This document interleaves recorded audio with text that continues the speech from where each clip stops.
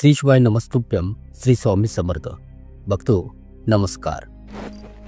तुम्ही सर्वजण या संसार सृष्टीत जन्मास येऊन कर्मबंधनात अडकून पडून जातो. कर्म केल्याशिवाय आपण सर्वजण एक क्षण सुद्धा राहू शकत नाही. आपण सर्वजण एकतर शुभकर्मे करत असतो ज्यांनी आपल्याला पुण्य प्राप्त होते, किंवा मग वाईट कर्मे करतो, अशुभ कर्मे करतो ज्यांच्यामुळे आपणास पापाची प्राप्ती होते. शुभ कर्मांच्या फळांनी आपण सुखी होऊन जातो, अशुभ कर्मांच्या फळांनी आपण दुःखी होत असतो. जर आपण सुखी राहू इच्छितोय, जीवनाच्या प्रत्येक क्षेत्रामध्ये सफल होऊ इच्छितोय, भौतिक सुखांची प्राप्ती करू इच्छितोय, सामाजिक उन्नती करून घेऊ इच्छितोय, तर आपण शुभ कर्मेच केली पाहिजेत. शुभ कर्मांमध्येच मनुष्य इतर प्राण्यांची सेवा, त्यांची सहाय्यता, त्यांना अन्नपाणी देणे सुद्धाही येते.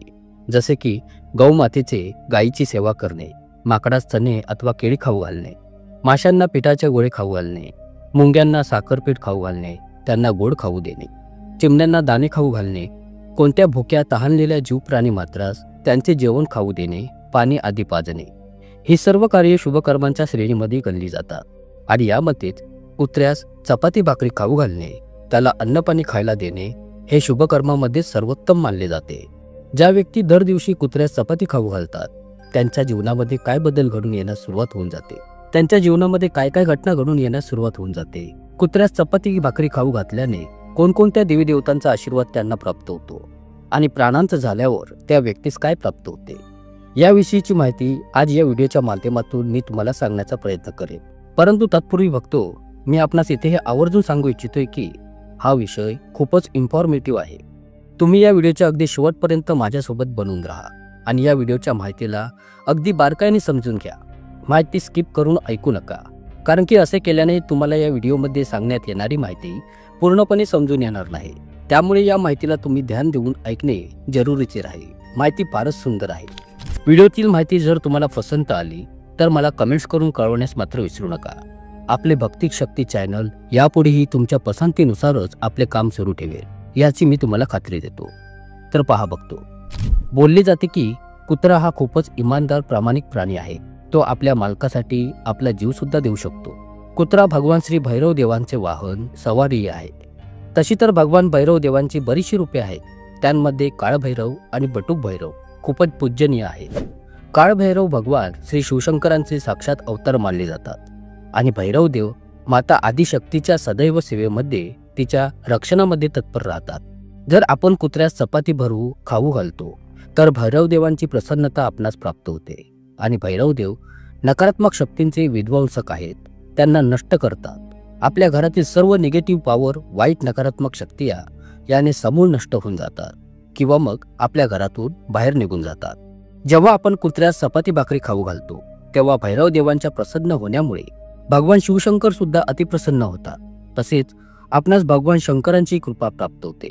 भैरव देव माता दुर्गा देवीचे सेवक आहे, त्यामुळे साक्षात दुर्गा देवीचाही तिच्या आदिशक्तींचाही आशीर्वाद आपणास प्राप्त होतो.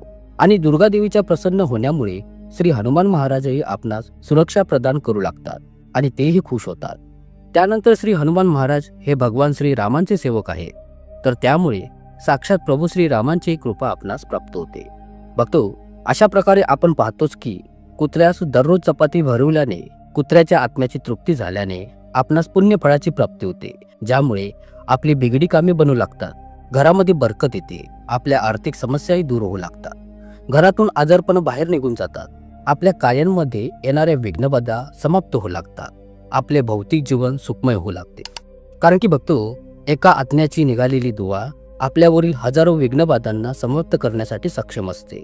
बोलले जाते, जर भुकेलेल्यास अन्न खाऊ घातले जाईल तर त्याच्या अंतःकरणातून निघणारी आत्मिक तृप्तीची दुवा व्यक्तीच्या अकाल मृत्यूलाही टाळू शकते. आता मी तुम्हाला हे सांगणार आहे की दररोज कुत्र्यास चपाती भाकरी खाऊ घातल्याने आपल्यासोबत काय काय घटना घडून येऊ लागतात आणि आपणास काय फायदे होतात. लक्ष देऊन ऐका बघतो, माहिती खूपच सुंदर आहे. तर यात फायदा नंबर 1, कुत्र्यास दररोज चपाती खाऊ घातल्याने घरातील सर्व निगेटिव्ह एनर्जी दूर होऊन जाते आणि सकारात्मक ऊर्जेचा आपल्या घरामध्ये वास होत जातो.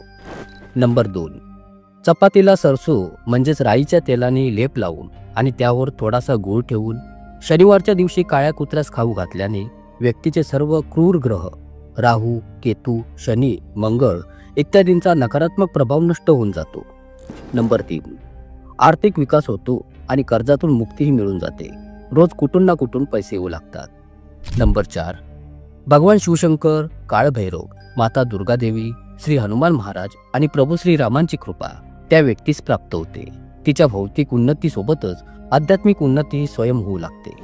नंबर 5, भगवंताने मनुष्याला सृष्टीच्या सर्व जीवांपेक्षा सर्वात अधिक शक्ती प्रदान केलेले आहे आणि त्यामुळेच त्या मनुष्याचेही उत्तरदायित्व हेच बनते की त्याने आपल्यापेक्षा असहाय्य मनुष्यांना आणि जीवप्राणी मात्रांची सेवा सहाय्यता करू त्यांना अन्न पाणी खाऊ घालून तृप्त करावे.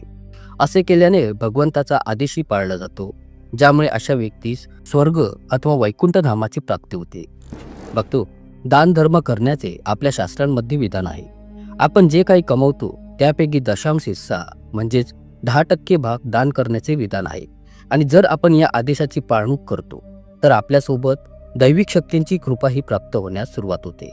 त्याचसोबत भगवंताच्या आदेशाचीही पूर्ती होते. आपल्यावर परमेश्वर नेहमी प्रसन्न राहतो आणि तुमच्यावरील अडचणीच्या वेळी, तुमच्यावरील वाईट प्रसंगाच्या वेळी तुमच्या मागे खंबीरपणे उभा राहतो. बघतो, आता मी तुम्हाला अजून एक बाब सांगू इच्छितोय जी खूपच रहस्यपूर्ण आहे.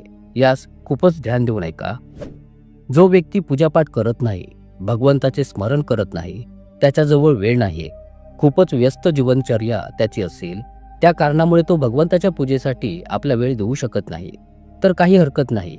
आणि जर तो कोणतीही जीवहत्या करत नाही, जीव प्राणी मात्रांवर दया करतो आणि जीवांना त्यांच्या अनुरूप त्यांचे अन्नपाणी खाऊ घालतो जेवढी त्याची क्षमता आहे, तर एवढे केल्याच्या नंतर जर तो त्यांना तृप्त करतो तर अशा व्यक्तीस काय मिळते तर पहा बघतो.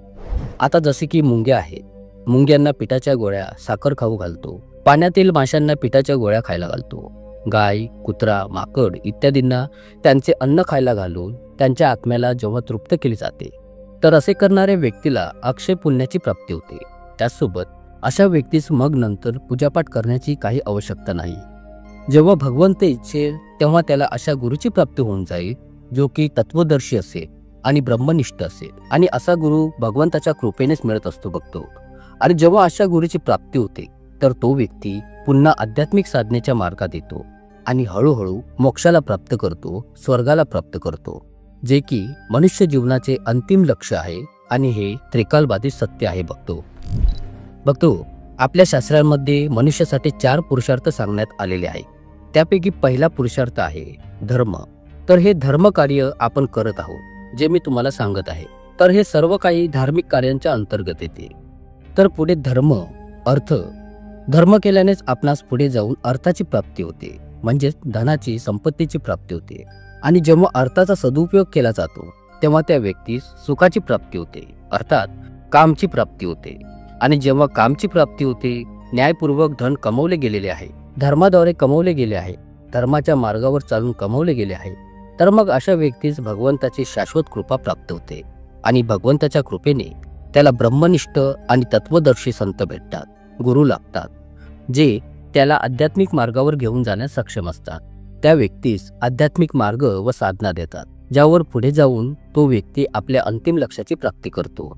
आणि ते लक्ष्य आहे मोक्षाची प्राप्ती, अत्यांतिक सुखांची प्राप्ती, अर्थात तो जन्म मृत्यूच्या फेऱ्यांतून सुटका प्राप्त करतो. तर बघतो, केवळ एक कुत्र्यास रोटी खायला दिल्यानेही व्यक्ती कुठून ते कुठपर्यंत पोहोचू शकतो, तुम्ही या गोष्टीला आता चांगल्याच प्रकारे समजून घेतलेच असेल. ही बाब फक्त कुत्र्यापर्यंतच मर्यादित नाहीये, इतर अन्य प्राणी सुद्धा आहे जे की छोटे मोठे आहेत. आणि यांपैकी जिथपर्यंत होईल तेवढा मनुष्य सर्वात श्रेष्ठ आहे. आणि एवढेच नव्हे तर मनुष्य या सृष्टीचा श्रीमोहर आहे आणि समस्त सृष्टीमध्ये विकृती निर्माण होऊ नये ही जबाबदारी मनुष्याची आहे. जर मनुष्य या जबाबदारीची पाळणूक करता करता, दान धर्म करता करता, दया करुणा भावाच्या मार्गावर चालता चालता या कार्यांना करत राहतो तर त्यास मोक्ष प्राप्त करण्यापासून स्वयं विधाताही अडवू शकत नाही. कारण की भगवान स्वयं त्यामध्ये सहायता करतात आणि आपल्याशी अंती त्या व्यक्तीस भेट घडवून आणतात. तर बघतो, ही जी काही माहिती मी तुम्हाला आज इथे दिलेली आहे ती तुम्हाला खूपच उपयोगी सिद्ध होईल असे मी आशा बाळगतो. ब्रह्मांड नायक तोच एक समर्थ. जय जय श्री स्वामी समर्थ. खूप खूप धन्यवाद.